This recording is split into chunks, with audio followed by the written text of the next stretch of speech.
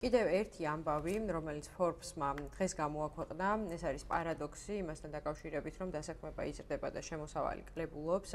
ამასთან დაკავშირებით ჩვენ სატელეფონო ჩართვა გვაქვს. ბესო ნამჩავაძე, ეკონომისტი, Forbes Georgia-ს ეკონომიკური მიმოხილველი უნდა იყოს ჩვენთან სატელეფონო ხაზზე. მოგესალმებით. მოგესალმებით. დიდი მადლობა ბესო.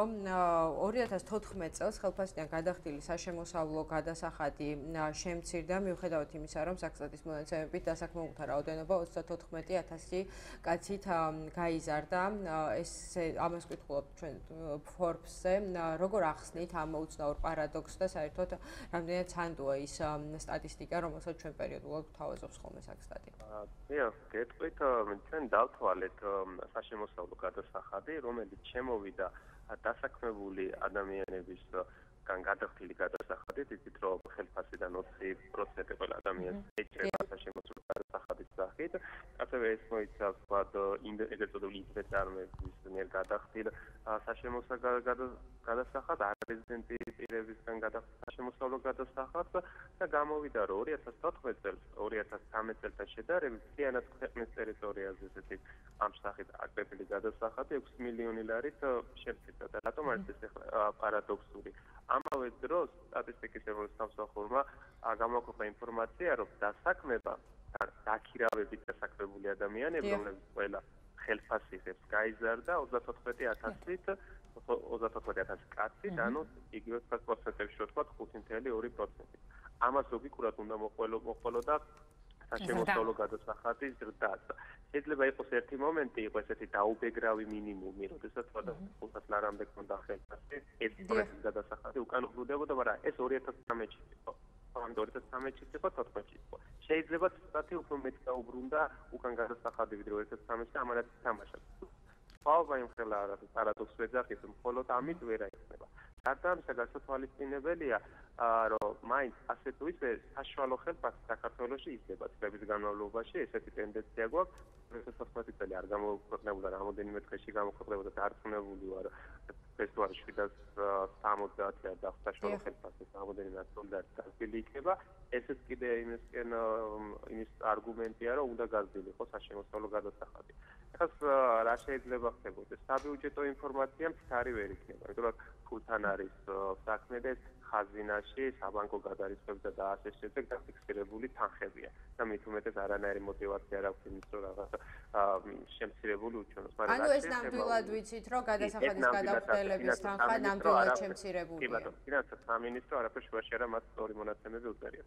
ახლა სტატისტიკის სამსახურსაც შეეხება, ისინი ესე ზუსტით ვერ იციან, ისინი აკეთებენ შეფასებით ამას. საქართველოში ეკითხებიან 3,000 ოჯახს ყოველი კვარტალში, ვინ ხარ დასაქმებული და ასეთ შემოსავალი გაიზარდა და ასე შემდეგ და ამას მე 3,000-დან მიღებულ მონაცემებს ამზოგადებენ მთლიანად კორელაციის პრინციპით, ხო, და აქ შეიძლება იყოს ანუ სტატისტიკური დომინება მაგას საკმაოდ დიდია, როგორც ჩანს, დომინება თან თუ ვიცით თვითონვე ამბობენ, რომ აქ არ არის გათვალისწინებული ახალი აღწერის შედეგები.